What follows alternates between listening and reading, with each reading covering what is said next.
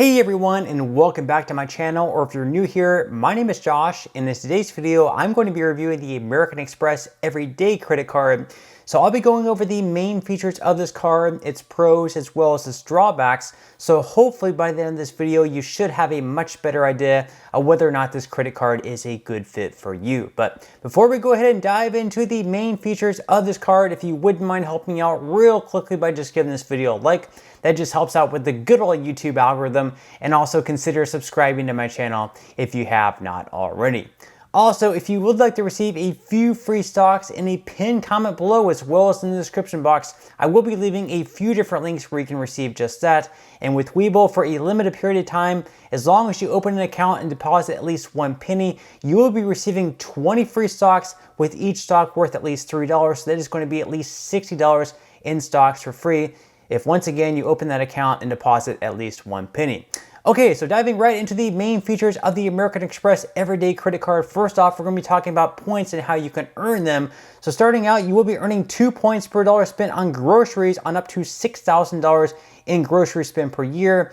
Then after that, you're going to be earning 1 point per dollar spent on groceries after that $6,000 total is met. And then on all other transactions outside of the grocery category, you are going to be earning just 1 point per dollar spent. Now, as far as the spend bonus with this card, you do have one, albeit it is a little bit of a lower one. So the spend bonus with this card is going to be 10,000 points as long as you're able to spend at least $2,000 within the first 6 months. That's going to be right around $333 per month in spend. So all in all, not too bad. It's not going to be too tough to achieve that spend bonus.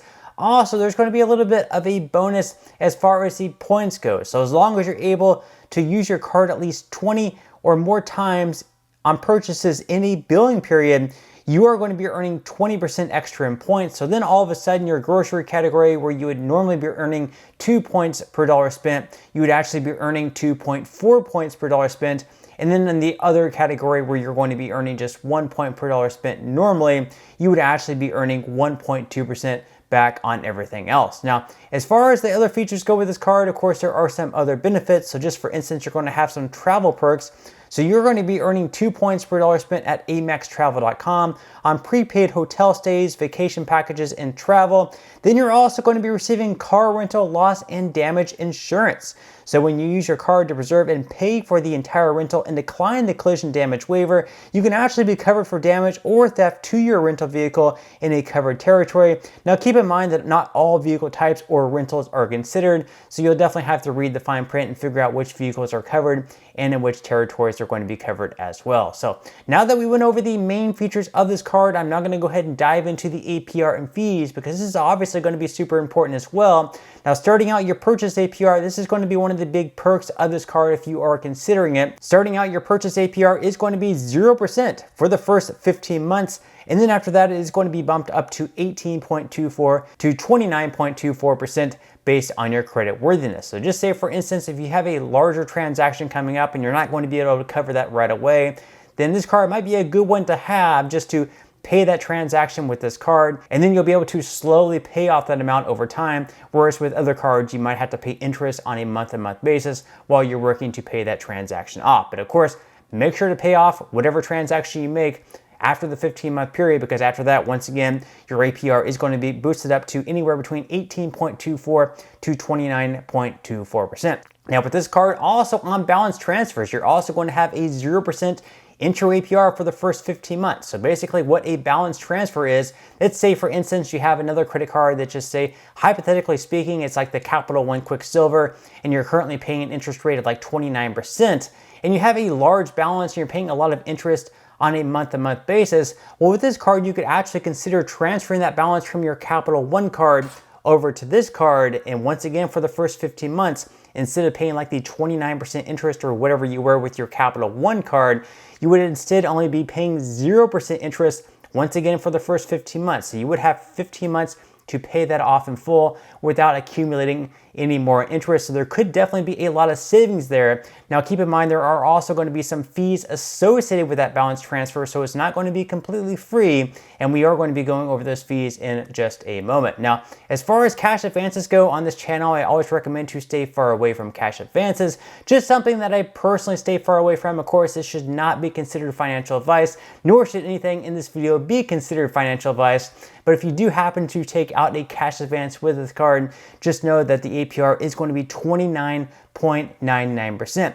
Now, in addition to that, of course, this card also has some fees, like I mentioned just a moment ago. So in addition to the 29.99% APR on cash advances, there's also going to be a fee of either $10 or 5% of the amount of each cash advance, whichever happens to be greater. So obviously that can be pretty costly. Now, as far as balance transfers go, like I mentioned just a moment ago, even though for the first 15 months there is going to be a 0% intro APR on them, there's also going to be a fee, and that fee is going to be either $5 or 3% of the amount of each balance transfer, whichever happens to be greater. So even though you're not going to be paying any interest on those balance transfers for the first 15 months, there is going to be the fee there. Once again, that's going to be $5 or 3% of the amount of each balance transfer. Now, on top of that, there's also going to be a fee of up to $40 for any late or return payments. So definitely make sure not to have any late or return payments. And then as far as the annual fee goes, this is definitely a keeper card because the annual fee is $0. You don't have to sit around and think whether or not it's worth it to keep this card on a year-to-year basis because you're not going to be paying an annual fee. Therefore, you don't have to sit around and consider whether or not you're getting enough in benefits to make paying an annual fee worth it. So now that we went over the main features of the American Express Everyday Credit Card as well as the APR and fees, I'm now going to go ahead and dive into what I would consider to be the biggest pros and cons of this credit card. So we're going to start out with the good things. The first good thing, of course, and probably the only good thing about this card, is the fact that there is that 0% intro APR on purchases and balance transfers for the first 15 months. So once again, if you have a larger transaction coming up and maybe you don't have the money set aside right now to pay for that, you will have 15 months to pay that off slowly. But once again, after the first 15 months are up, I would definitely make sure to have that paid off, because after 15 months, of course, you are going to start paying interest on those transactions. And as far as the balance transfer goes, you can obviously save a lot of money in interest if you have a larger balance on another credit card where you are currently paying a lot of interest if you do make that transfer. Now, once again, you are going to have the fees, so you'll definitely have to figure out whether or not that's going to be worth it for you. Now, also, you're obviously going to be earning those 10,000 bonus points as long as you're able to spend at least $2,000 within the first 6 months. That's certainly better than nothing, but there are definitely other cards out there in the market that do a whole lot better than that. So actually, I would probably consider that a drawback, even though there are some other cards out there that don't have any type of spend bonus, and this card does. That's certainly a good thing. Obviously, there are other cards out there that have a much better spend bonus than the 10,000 points that you'll be receiving, which is right around $100. So as far as the cons go, once again, at 2 points per dollar spent on groceries, it's certainly not bad, but there are other cards out there, such as the American Express Blue Cash Everyday card, that's going to be earning you right around 3% cash back on groceries. And then there's also the Citi Custom Cash card, where you're going to be earning 5% cash back in your top spending category. So one of those two cards would obviously beat this one. And then 1 point per dollar spent on everything else is just absolutely terrible. I mean, something is certainly better than nothing, but pretty much across the board, you're going to be looking for at least 1.5% cash back. So 1% cash back on pretty much everything else really isn't that great. Then there's also no special categories, so you can't even earn more on, let's say, like gas, groceries, or anything like that, or at stores.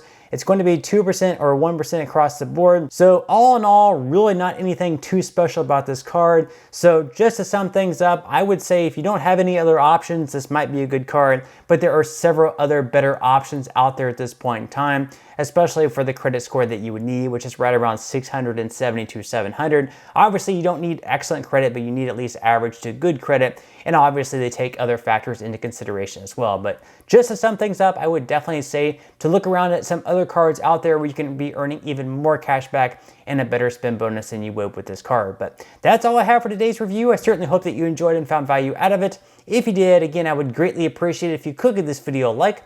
Consider subscribing to my channel if you have not already, and I will see you in the next video.